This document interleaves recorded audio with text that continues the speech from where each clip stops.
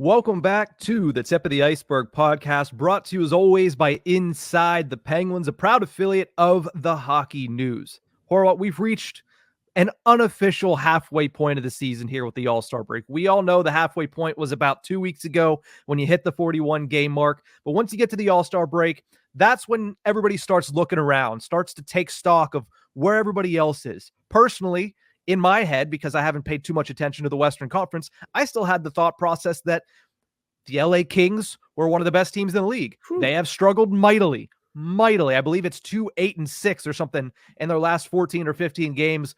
You know, correct me if I'm wrong, but I think they've obviously dropped out of the top three because the Edmonton Oilers have won 16 straight games. So the Western Conference is an enigma in its own right. But then you look at the Eastern Conference, I see this in tiers, and I'll get into that in a second. The question that everybody wants to know, and by everybody I mean me because I wrote it on the damn rundown, where do you see the Penguins ranking in the Eastern Conference as of right now? I would say higher than what they're standing at. I really would. Okay. Because I look at the teams that are in front of them in the wild card race. They're tied with the Devils and Capitals. Listen, the Devils had a outstanding year last year.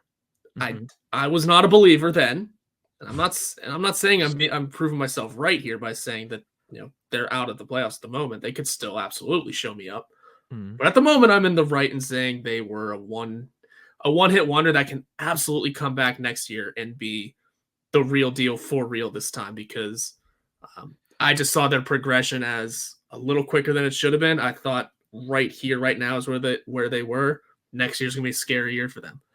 The Penguins are far better than the Capitals, and you cannot convince me otherwise. Well, Alex Ovechkin has 8 goals this year, guys. Yeah. What? Yeah, they are far better than the Capitals this year.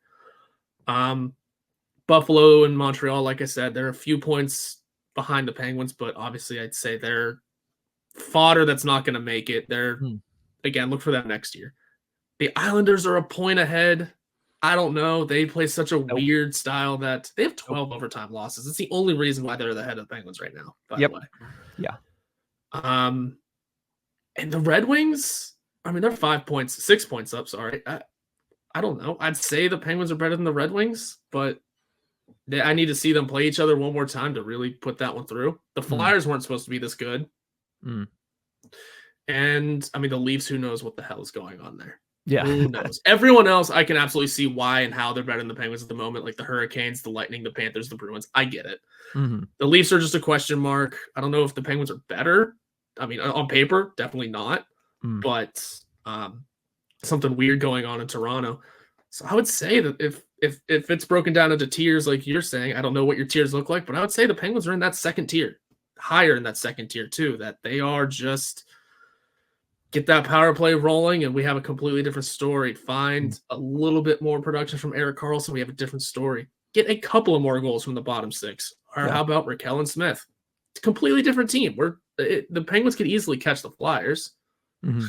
Yeah, if they put things together and become the team, even without help from, we talked about a couple of AHLers that are lighting the world on fire, and right now in Sam Poulin, and I don't even know if you want to consider Jesse Puljujärvi an AHLer. He's an NHLer coming back from a double hip surgery, but he's certainly lighting the world on fire at the AHL level. Now, will that translate if the Penguins end up signing him and bringing him to the National Hockey League? Probably not at the level that he's at right now. If so, then the Penguins found a diamond in the rough, and they're probably in the playoffs regardless if he ends up being that. But again, temper your expectations for Jesse Puljujärvi if he does come up to the National Hockey League level.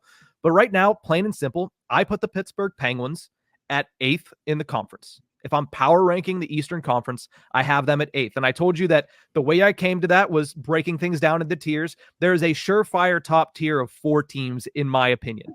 The Boston Bruins and the Florida Panthers are pretty untouchable when it comes to their ability to come in and night out and be a very good hockey team. The Carolina Hurricanes, when they put it all together, are a very good hockey team. And the same goes for the New York Rangers. They got off this year on a red-hot start, and now people on Broadway are losing their minds because they're hitting a lull. But every team's going to hit a lull. That's the way it is. And Igor Shesterkin's not having a great season.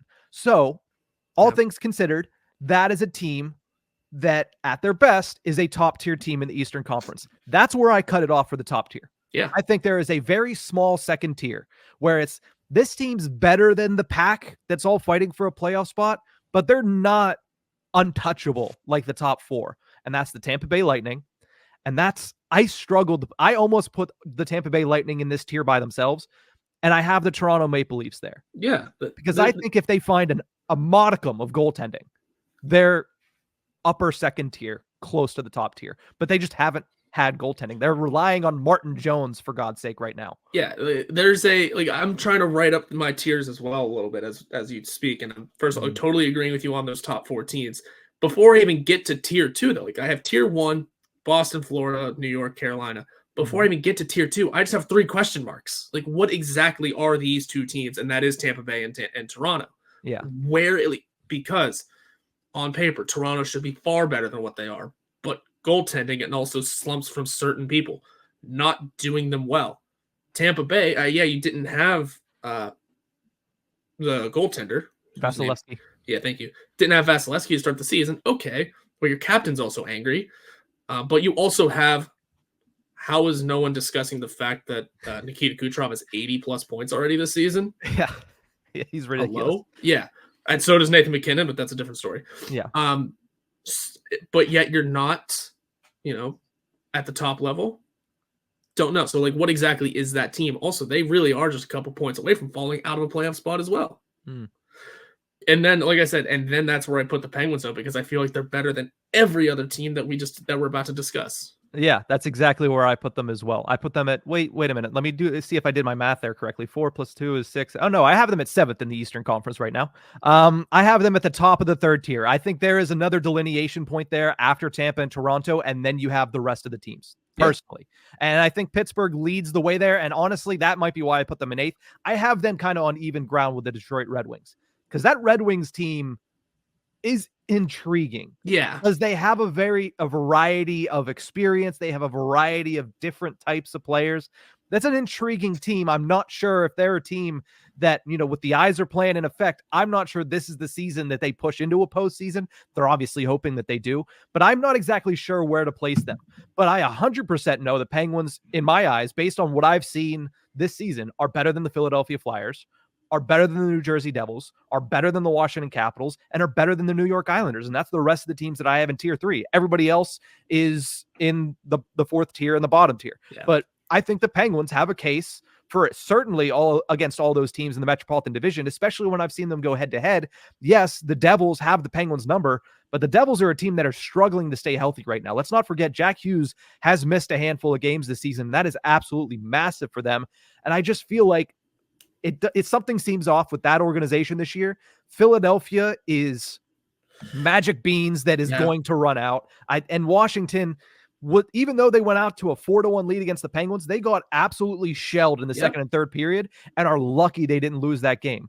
So I have the Penguins above those teams. Now, I might be wrong. Maybe I'm looking at it with rose-colored glasses here as we're separated from a couple days from the games, but I feel like the Penguins are at the top of that 3rd tier, which would put them in 7th or 8th place in the conference, depending on where you have them versus the Detroit Red Wings. Like I said, if the Penguins were able to really figure out certain things, they'd be up in that top tier as well. Because there is Sidney Crosby having an MVP caliber season. There's Jake Gensel putting up a great year in a contract season. Evgeny Malkin, has been sloppy at times, but it's still Evgeny Malkin. Chris Letang has looked great on the defensive side of the puck. If certain things could figure themselves out, they'd be up there. And what's really fun about the Detroit Red Wings as I'm looking at it, you mentioned they have the skaters, they have the offense and the defense that are able to really carry a good team. That goaltending is a question mark, though. Alex Lyon's been good. He's been pretty good. He's got, in his last 5 appearances, 3-2. Pretty solid, not bad. But is he their starter? And if Alex Lyon is your starter, I know what he did last season, but that doesn't strike me as formidable almost. Ville Husso as a starter does a little bit more than Alex Lyon, but I just had his numbers up from the last 5, and he is not doing great. Oof, yeah. 1, 3, and 1 in his last 5 starts. So, he didn't even get those last 2 decisions. All right, well, that's, in my mind, he should have been the starter. So who knows exactly how Detroit plays their goaltending hand. Also, Ville Husso is hurt now that I'm looking at the dates of those. Yes. So you have James Reimer as your backup. That's a questionable team, man. Questionable. So I can see the Penguins at the moment, because the Penguins can't figure their own nonsense out, being at the same level as the Red Wings, where it's both of these teams could easily be better with certain things going in the proper direction. Yeah, the Penguins, certainly when you look at them versus the Red Wings versus the Flyers versus the Devils versus the Caps versus the Islanders, I would assume most people would say the Penguins, if you look at what they've done this season as far as goaltending wise, are one of the top two teams there. I would say the Islanders probably. I would take Ilya Sorokin, and I think their backup is still Semyon Varlamov. I'd probably take them over a lot of these teams, but I'd take the Penguins duo over everybody else in that lineup there. As certainly the lineup you just mentioned with Ville Husso and Alex Lyon. And listen, Alex Lyon, people might get, a couple trembles because of what he was able to do with the Panthers to kick the Penguins outside of the playoffs. But let's not forget, the Penguins kicked themselves out of the playoffs last season, not Alex Lyon. Like, he got the Panthers to the playoffs, but the Penguins are the reason that the Penguins missed the playoffs. We all know that. But I think that at their best, the Penguins have proven they can play with anybody in this league on any given night. They just need to find a little bit more consistency. Only 2 win streaks of more than 2 games this season, or what? You're not going to make the playoffs doing that. They have a 3-game win streak and a 5-game win streak. And outside of that, they haven't won more than 2 straight. They need to start stacking these wins, especially when you talk about the games in hand, because if you can win those games in hand, not only are you right back in the thick of things points-wise, but you're in a playoff spot and you're getting closer to separating yourself from the Washington Capitals of the world, from the New York Islanders of the world, from the New Jersey Devils. So the Penguins need to start stacking wins coming out of this All-Star break, and I think that is the biggest thing for them. Build on the momentum that you create, because a lot of the time, we've seen it in games, we talked about it too, when you get momentum, when you score a goal, they automatically give up the momentum. And whether that's giving up a goal or whether it's just playing on your back on your heels for the next, 3, 4, 5 minutes, the Penguins haven't been able to build on momentum at all this season. That's what they need to do coming out of the break. And hopefully, wherever they're at, whatever beaches or ski slopes, people like different things, wherever they're at on their vacation, they're getting a good rest, because they're going to need to start building and stacking as the season goes on if they want to keep their playoff hopes alive and if they want to get back to postseason hockey, which at the end of the day is what we all want to see them do. Of course. Yeah, it's a matter of finding that consistency. And I think you could probably ask anyone in that locker room, what is the key to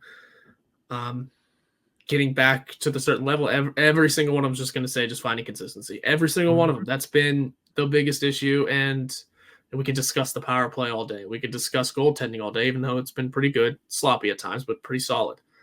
It's just going to be consistency. Yeah. So we look at the Penguins. Do I think there's room for them to improve in the Eastern Conference when it comes to ranking them? Yeah, I think there's some space there. I think the Toronto Maple Leafs are catchable. I think the Tampa Bay Lightning this year are catchable. If the Penguins can put together, I don't know, maybe even the 23rd ranked power play in the National Hockey League, they're probably close into that second tier. They probably are. So that's what they need to do, a better power play, and they need to get more out of their $5 million wingers, as we discussed. And if you can't get more out of them, then open up the space, trade them, and give opportunities to guys like Sam Poulin, who is currently playing well at the AHL level, to Valtteri Puustinen, who has looked good in the top 6 and has looked fine in the bottom 6 as well. He's getting less opportunities, but he's still making some pretty good chances out of those opportunities, and he's certainly doing a lot in the eyes of the coaching staff to get more responsibilities, especially in the bottom half of the lineup, and see him start to climb in that ice time once again. I think that's something that is showing me that Valtteri Puustinen is a player that Mike Sullivan wants to keep on this team as long as he possibly can. So